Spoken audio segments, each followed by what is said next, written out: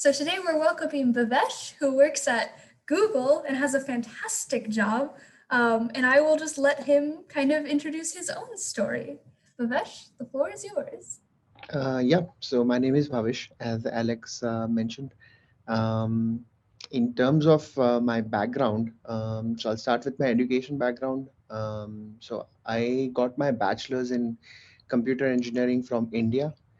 This was back from 2000 to 2004. I did a year's worth of work at a company in India, and then I moved to US in 2005 to do my master's. So I completed my master's from Northeastern University, which is in Boston. While I was in the university, I did my co-op, which is like an extended internship, 8-month internship at a local company called as EMC. EMC, to give you a debrief, they work in data storage. So whenever we store something, it needs to be put on a hard drive. Um, in your computer you have one hard drive, but in bigger companies you need more hard drives. So EMC's job was to give companies cupboard full of hard drives and management software that goes along with it. So I did that for 8 months, went back to university, completed my course, and in my last semester I got hired again at EMC for a full-time job. EMC got acquired by many other companies as time went on, and my role went from one role to another. So the different types of roles that I did at EMC were of a software engineer, a quality engineer, um, customer manager, and eventually I was a director of engineering where we worked on customer issues on a 24 by 7 365 basis. This year I got hired at Google. At Google, my role is management related. I'm a technical program manager at Google. Eleanor asked, what does a brief workday look like for you? So I wake up at about 7. From 7, I start thinking about what is it that I should do today, and I have a brief mental map about that. By 9 o'clock, I log in, check all the emails that might have come in the evening, or we have teams in other geos. So when it's my night, it's their day, so they can send notes on chat. Once those are done, I take a quick look at my calendar, see what meetings exist, and what do I do need to do, if anything, for those meetings. Set those things up. If there is any low hanging fruit, what low hanging fruit means is if there's anything that I can do in 5 or 10 minutes, I do that. So this would take me at about 10 o'clock. And after that, these long-term planning things, which are ongoing programs, they get started. What that means is, right, there is a planner, just like you have a planner in most folks should have a planner.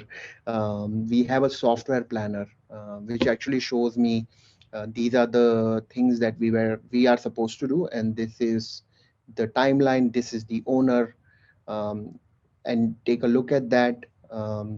Most of the times I need to check back with the owner to see how they are doing with that task. Are there any risks of those tasks not getting completed? There are things that I will not be able to get to, so I write those down as tasks for the next day. So that's like tactically what a day looks like. From a strategic perspective, there are certain goals that we have to think about on a quarter basis, quarter meaning 3 months, or a yearly basis. So whatever tasks that I do on a day-to-day basis, those are aligned to those. Meaning, if I look at Monday, Tuesday, Wednesday, Thursday, and the day of the week, the tasks that I do should roughly enable those quarterly or yearly goals to be successful. Maybe I need more clarity. Why would a ditch get in the way of your work exactly? Like, what exactly is the risk assessment there? As an example, right, we are working with a company to review some of our people's work to make sure there are no problems in that work. So basically a review of the code and design and so on and so forth. While they are doing review of, there are 10 pieces to review. While they are doing review of 3 pieces, the other 7 pieces are still being made. Now, last week, it turned out that one of the pieces will not be ready in time because the person hasn't uh, for this conversation, the person hasn't started working on it. So that's a ditch. Now, if I ignore that ditch, next week the partner team will say, hey, can you give me that piece of work to review?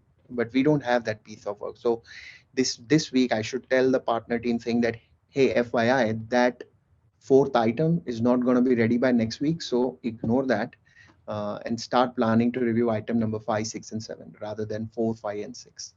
So those type of ditches. As an immigrant to this country, like, have you ever faced any cultural norms that have come across kind of off-putting, especially like as working at Google? How has it been to transition into this country, especially as far as like getting your master's degree here? What have you learned? What could students take away? That's a huge question, but feel free to break it down however you'd like. So back in India, right, the cultural norm is you can't question a teacher. So if a teacher is teaching something, whatever they are saying is the truth. You can't ask questions, you can't ask clarifying questions, um, because you respect the teacher.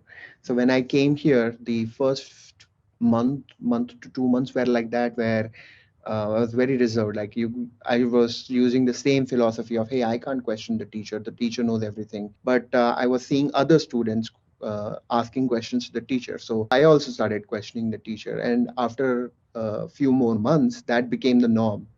The other item was the education in US, especially grad school, is very practical based. The questions that you'll get in an exam or in a project are going to be quantitative based questions. So practical questions that you will see in day-to-day work.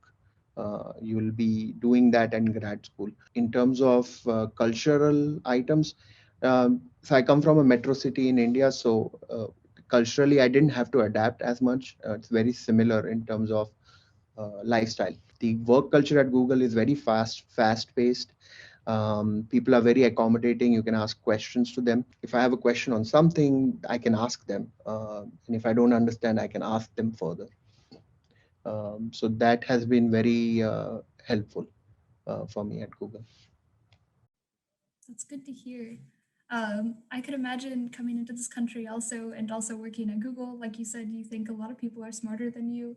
You might have dealt with imposter syndrome. We talked a little bit about this before the students got admitted, but I'd love to hear your perspective on imposter syndrome in technology in general, and then how you personally overcame it, or if you still struggle with it today, what some solutions for students might be.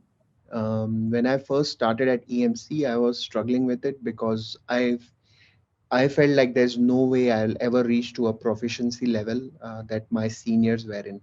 So if there was a senior engineer and I was a junior engineer, I felt like I would never reach there. And after a few years, I became the senior engineer, and suddenly junior engineers were approaching me with problems, and that was for a 6 months to a year. That was nerve wracking because I was like, I can barely take care of myself. How can I take care of these other folks? But as time went on, I got good mentoring and coaching from my then mentors, which I really took to heart, and that helped me out. With technology, one of the things is technology keeps changing, things keep moving ahead. In terms of imposter syndrome, what I tell myself is if I can be disciplined and persistent enough to learn the past technology back in 2007, I can always use the same principles here, the persistence and the discipline that is needed. Given that you are an immigrant to the United States, have you ever encountered institutional racism, especially in your career, and how have you dealt with that? How have you overcome it, sorry. Yeah, fortunately, haven't encountered racism. The IT sector, right, is very multicultural, and everybody is welcome. I have friends who are Asian, friends who are African American, friends who are white, colleagues who are like that. Um, the thing that binds all the people together is, right, we are working on a problem and we have to work collectively to come towards a solution. So that sort of brings teams together, brings people together, and there is no room for me to get racism from others, or for me to express racism towards others. Bhavesh, thank you for being here. Thank you for opening up about your experience. I definitely asked you the hard questions, so thank you so much for answering those.